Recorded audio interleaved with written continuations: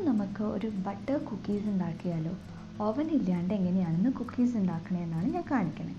ഇതിനായിട്ട് നമുക്ക് ഒരു 100 ഗ്രാം ബട്ടർ ആവശ്യമാണ്. ബട്ടർ നിങ്ങൾക്ക് വേണമെങ്കിൽ കടയിൽ നിന്ന് വാങ്ങിക്കാം, അല്ലെന്നുണ്ടെങ്കിൽ നമ്മുടെ വീട്ടിലുണ്ടാക്കണ ബട്ടറായാലും മതി കേട്ടോ.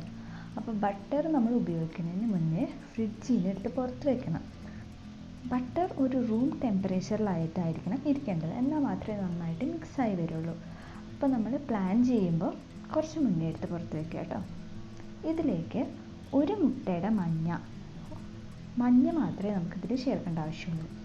മുട്ട ചേർത്തും ചേർക്കാണ്ടും ശരിക്കും പറഞ്ഞു കഴിഞ്ഞാൽ നമുക്ക് കുക്കീസ് ഉണ്ടാക്കാൻ പറ്റും. അപ്പോൾ ഇന്നത്തെ വേർഷൻ മുട്ട ചേർത്തിട്ടാണ് കേട്ടോ. മുട്ടയും ഈ ബട്ടറും കൂടി നന്നായി മിക്സ് ചെയ്തതിന് ശേഷം ഇതിലേക്ക് 1 ടീസ്പൂൺ വാനില എസൻസ് ചേർക്കുക. വാനില എസൻസ് ചേർത്തില്ലെങ്കിൽ എന്താ ഉണ്ടാവുക വെച്ചാൽ മുട്ടയുടെ കുത്ത് ടേസ്റ്റ് ഇങ്ങനെ വന്നുകൊണ്ടിരിക്കും, ഒരു സ്മെല്ല് വരും. ചിലപ്പോൾ അത് ചിലർക്ക് ഇഷ്ടാവില്ല. ഇത് മൂന്നും കൂടി മിക്സ് ചെയ്തതിന് ശേഷം ഒരു 1/2 കപ്പ് പൊടിച്ച് വെച്ചിരിക്കുന്ന പഞ്ചസാര ചേർക്കുക. പൊടിക്കാത്ത പഞ്ചസാര ചേർക്കണേക്കാൾ എപ്പോഴും നമുക്ക് ഈസി പൊടിച്ച് പഞ്ചസാര ചേർത്ത് മിക്സ് ചെയ്യാനായിരിക്കും. അപ്പോൾ സാധാരണ മിക്സിയിലിട്ടിട്ട് അത് പൊടിച്ച് വെച്ചാൽ മതി കേട്ടോ. അപ്പോൾ ഇത് എല്ലാം കൂടി മിക്സ് ചെയ്ത് കഴിഞ്ഞാൽ ഇനി നമുക്ക് മൈദയും അതേപോലെ ആൽമണ്ട് ഫ്ലോറും ചേർക്കാം. ഒരു 10-15 ബദാം പൊടിച്ചതും അതേപോലെ തന്നെ ഒരു 1.25 കപ്പ് മൈദയും ഞാനിവിടെ ഇട്ട് മിക്സ് ചെയ്തിട്ടുണ്ട്. ഇത് മിക്സ് ചെയ്ത് വരുമ്പോൾ നിങ്ങൾക്ക് ചിലപ്പോൾ തോന്നും ഇതെന്താ ഭയങ്കര കട്ടിയായല്ലോ എന്നല്ലേ. പക്ഷേ നമുക്കിതൊന്ന് പരത്തിയെടുക്കാൻ പറ്റുന്ന രീതിയിലായിരിക്കണം അതിൻ്റെ കൺസിസ്റ്റൻസി. അപ്പോൾ ഒരുപാട് ടൈറ്റായി പോയി എന്നുണ്ടെങ്കിൽ നമുക്ക് ലാസ്റ്റ് കുറച്ച് പാലൊഴിച്ച് കൊടുക്കാം.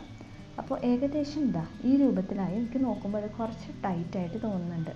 അപ്പോൾ ഞാനിതിലേക്ക് ഒരു 2 ടീസ്പൂൺ പാലൊഴിക്കുകയാണ്. അപ്പോൾ 2 ടീസ്പൂൺ തന്നെ വേണമെന്നില്ല, നിങ്ങൾ കൺസിസ്റ്റൻസി നോക്കിയിട്ട് വേണം ഒഴിക്കാനായിട്ട്.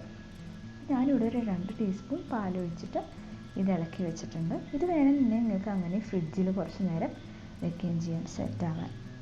ഇനി ഇത് നമുക്ക് വേണമെന്നുണ്ടെങ്കിൽ കൈ കൊണ്ട് ഉരുട്ടി, ചപ്പാത്തിക്കൊക്കെ ഉരുട്ടില്ലേ അതേപോലെ ഉരുട്ടി പരത്തി ചെറിയൊരു ഉണ്ട ഒന്ന് ചെറുതായിട്ട് കൈ കൊണ്ട് പരത്തി അങ്ങനെ ബേക്ക് ചെയ്തെടുക്കാം. അല്ലെങ്കിൽ ഞാൻ ഈ കാണിക്കുന്ന പോലെ ബട്ടർ പേപ്പറിൽ വെച്ചൊന്ന് പരത്തിയിട്ട് നമുക്ക് കുക്കി കട്ടർ ഉണ്ടെങ്കിൽ അത് യൂസ് ചെയ്യാം.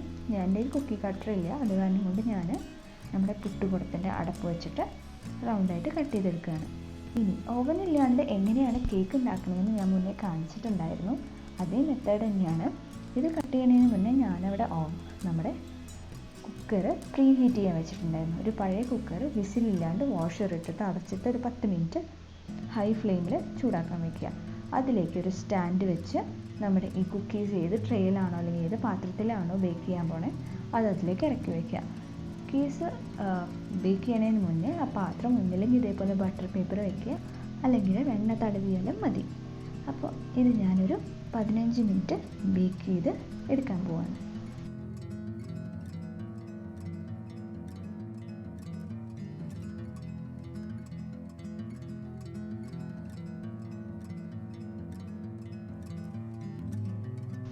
പതിനഞ്ച് മിനിറ്റ് കഴിഞ്ഞ് ചൂടാറിയപ്പോൾ ഞാൻ കുക്കീസ് എടുത്തിട്ടുണ്ട്. അപ്പോൾ ചൂടാറിയതിന് ശേഷം മാത്രമേ കഴിച്ചു നോക്കാൻ പാടുള്ളൂ, അപ്പോൾ അത് നല്ല കട്ടിയാവുള്ളൂ. അപ്പോൾ എല്ലാവർക്കും ഈ റെസിപ്പി ഇഷ്ടമാവുമെന്ന് ഞാൻ പ്രതീക്ഷിക്കുന്നു. നെക്സ്റ്റ് വീഡിയോയിൽ വീണ്ടും കാണാം.